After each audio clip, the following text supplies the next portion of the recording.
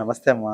నమస్తే. అమ్మ పూజ ఇంట్లో పూజ చేసిన తర్వాత హ్మ్. పూజ గది తలుపులు తెరిచి ఉంచాలా? మూసి ఉంచాలా? ఎలా ఉంచితే దేవతల యొక్క అనుగ్రహం మనకు అంటే అయి పూజ అయిపోగానే మొయ్యాలా, తెరవాలని చాలా మందికి అనుమానంగా ఉంది. అసలు ఏం చేయాలి?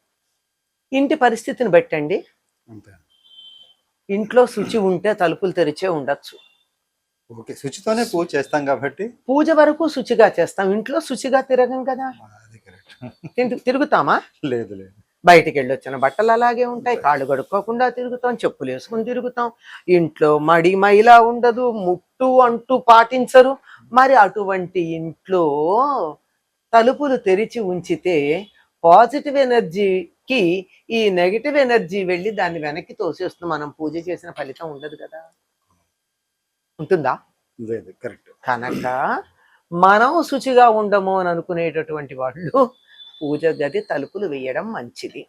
ఓకే. శుచిగా ఉంటాం అనుకునే వాళ్ళు హాయిగా తెరుచుకోవచ్చు. భగవద్ అనుగ్రహం ఇల్లంతా నిరంతరం ప్రసరిస్తూ ఉంటే అంతకన్నా గొప్పేముంది? అదేదో సినిమాలో చూపిస్తాడు. వాడు దేవుడి ఫోటో వెనక్కి తిప్పి తాగుతూ ఉంటాడు. అవును. ఏ అంటే సినిమాలో దేవుడు చూస్తాడండి. దేవుడు చూస్తాడని. అంటే దేవుడి ఫోటో వెనక్కి తిప్పితే నువ్వు తాగుతున్నట్టు ఆయనకి తెలియదా? అంటే దేవుడే అంతవరకే నువ్వు చూసుకున్నావు అనమాట. ఓకే. అలా కాదు. భగవంతుడు నిరంతరం మనని చూస్తూ ఉంటాడు అన్నప్పుడు మనం తప్పు పని చెయ్యలేం. తప్పు పని చేస్తున్నామంటే దేవుణ్ణి ఒక వస్తువులాగా చూస్తూ కమర్షియల్ గా ఆలోచించి దేవుడు అంతవరకే ఉన్నాడు అని అనుకోవడం. అది సర్వాంతర్యామి అని అనుకున్నవాడు అలా చెయ్యడు. ఓకే. అలాగే మన ఇంటికి బంధువులు చుట్టాలు వాళ్ళు వస్తూ ఉంటారు. ఎందుకు రారు? వస్తారు. వచ్చినప్పుడు మనం అది కొంతమంది ఏం చెప్తారంటే నాకు తెలిసిన వాళ్ళు ఇంట్లో పూజ గది వాళ్ళు చూపించకూడదు, చూపిస్తే మనకున్న అదృష్టం వాళ్ళకి పోతుంది అంటారు. అది ఎంతవరకు నిజం? అలా చూపించొచ్చా, చూపించకూడదు? వారు శుచిగా ఉంటే చూపించచ్చండి. దేవుణ్ణి చూపిస్తే అదృష్టం పోవడం ఏమిటి? పూజ గది చూపించు. అదే పూజ గది అంటే దేవుడే కదా. అవును. ఆ పూజ గది చూపిస్తే అదృష్టం పోవడం ఏమిటి? అలాంటిది ఏమి ఉండదు. కాకపోతే వచ్చిన వాళ్ళు గది చూపిస్తాను రండి అంటే బుద్ధున్న వాళ్ళు అయితే మేము రాకూడదండి అని చెప్తారు. బుద్ధి లేని వాళ్ళు వస్తారేమో అనే భయం ఉంటే మాత్రం చూపించొద్దు. లేకపోతే చూపించచ్చండి తప్పనిసరిగా. ఒకరింటికి వెడితే తప్పనిసరిగా మనం పద్ధతి కలిగిన వాళ్ళం అయితే ముందు చూడాల్సింది వాళ్ళ పూజ గది, వాళ్ళ బెడ్రూమ్స్ బాత్రూమ్స్ కాదు. పూజ గదిని చూసి వాళ్ళ ఇల్లు వాతావరణం తెలుస్తుంది. అంటే వాళ్ళు ఏ రకంగా ఉంటారు అన్న. చాలా మందికి ఆర్భాటంగానే ఉంటున్నాయి పూజ గదులు ఈ రోజుల్లో. పద్ధతిగా ఉన్న దానికన్నా ఆర్భాటంగా ఎక్కువ కనపడుతుంది. అంటే ఆ ఆర్భాటం ఎక్కువగా ఉంది కాబట్టి నలుగురిలో అబ్బా వీళ్ళ పూజ గది చాలా. మరి అంత ఆర్భాటంగా ఎందుకంటే చూపించుకోవడానికే.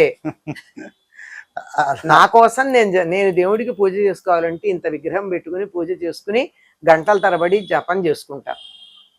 కానీ నాకు చాలా భక్తి ఉందని నలుగురికి తెలియాలంటే దాని నిండా ఖరీదైనటువంటి బొమ్మలు పెట్టుకుంటా. వీరి భక్తి వీరికి ఉండాలి కానీ ఈ భక్తి నలుగురు తెలియడం వల్ల వీళ్ళకి వచ్చేదే ఉంటుంది. అమ్మ నలుగురికి తెలియడం అంటే నా భక్తి నలుగురికి తెలియడం అనేది కాదక్కడ. ఇతరులకు చూపించాలి అనుకునేది ఎక్కడంటే ఈ తంజావూరు పెయింటింగ్స్ గోల్డ్తో చేస్తారు కదా, వాటి బొమ్మలన్నీ పెట్టేసి గది చూడండి మా పూజ గది చూడండి అంటారు. అది ఆర్భాటం. అవి ఏమీ ఉన్నా లేకపోయినా నాకు కావలసిన ఒకటో రెండో బొమ్మలు కానీ విగ్రహాలు కానీ ఛాయాచిత్రాలు కానీ పెట్టుకుని నేను పూజ చేసుకునేటప్పుడు అది చూపించాలి చూపించకూడదు లాంటి నియమం ఏం లేదు. మీ పూజ గది చూస్తాను అని అక్కడి నుంచి సానుకూల ప్రతిస్పందనలు తీసుకోదలుచుకున్న వాళ్ళు పూజ గది చూడడానికి వస్తారు. అందరూ రారుగా. అంచేత అదేమీ పెద్ద నియమం ఏం కాదండి. శుచిగా ఉన్న వాళ్ళకి చూపించచ్చండి, శుచిగా లేని వాళ్ళకి చూపించక్కర్లేదు. ఆర్భాటంగా మనం పూజ గది పెట్టుకున్నామంటే ఆర్భాటం కోసం నేను ఎంత బాగా పెట్టుకున్నానో, మేము ఎంత డబ్బున్న వాళ్ళమో, నేను ఎంత కళాత్మకంగా పెట్టుకున్నానో అని ఒకటి రెండు పొగడ్తల కోసం చూపిస్తే చూపించాలి. కేవలం దానికోసమే తప్ప అలా చూపించినా ఎలాంటి తప్పేం లేదు. చూపించకపోతే వచ్చే నష్టం లేదు.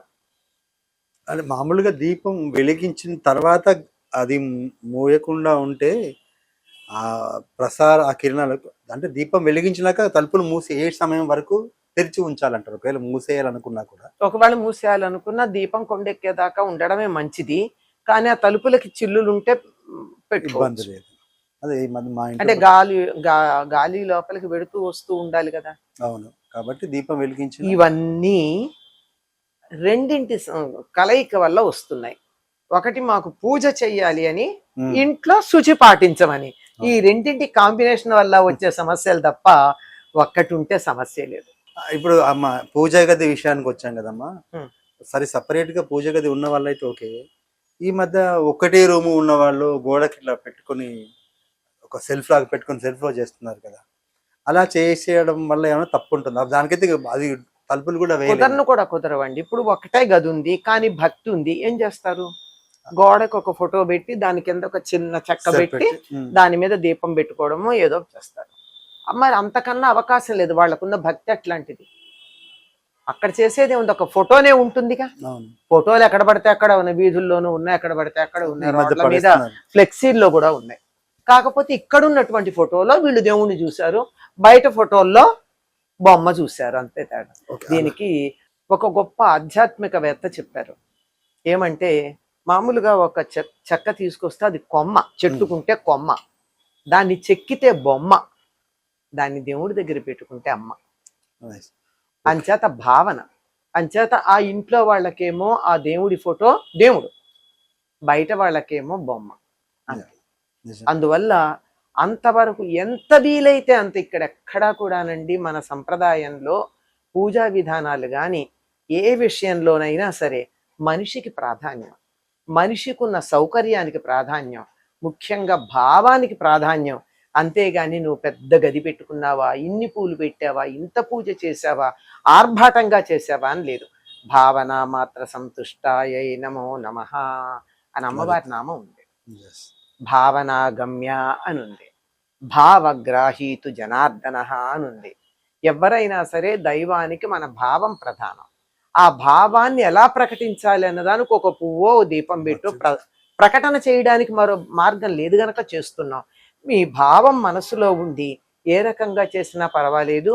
మీరక్కడ దేవుడు ఫోటో పెట్టి దీపం పెట్టారు, దానికో పువ్వు పెట్టారు గనక మీకు దేవుడు అంతే, పెట్టుకోండి, తప్పనిసరిగా పెట్టుకోవచ్చు. లేదంటే ఇంకా కొంతమంది ఏం చేస్తున్నారంటే చిన్నవి గోడకే ఉండే షెల్ఫ్లు లాంటివి పెట్టి అందులో దేవుణ్ణి పెట్టి తలుపేస్తున్నారు. మీ ఇష్టం, అట్లాగైనా సరే మీకు ఆ భక్తి ఉన్నది అని ప్రకటించుకోవడం ప్రధానం.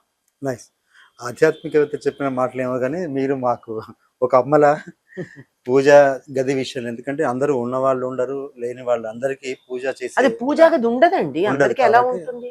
ఉండదు. భక్తి ఉండాల్సిన అవసరం కూడా లేదు. ఇంట్లో సంప్రదాయంగా ఉండేవాళ్ళు పూజ గది తలుపులు తెరిచే ఉంటాయి. అటెళ్ళి ఇటెళ్ళి వచ్చేసారి ఆ దేవుడి మొహం చూసి అబ్బా మురిసిపోతూ ఉంటారు. అబ్బా పూలు పెడితే అమ్మవారి మొహం ఎంత బాగుంది, ఆ దీపం ఆవిడ మీద ప్రతిఫలించి ఆవిడ కళ్ళల్లో వెలిగి ఎంత బాగుందని పెడుతూ వస్తూ చూసి మురిసిపోతూ ఉంటారు కదా, తప్పేం లేదు.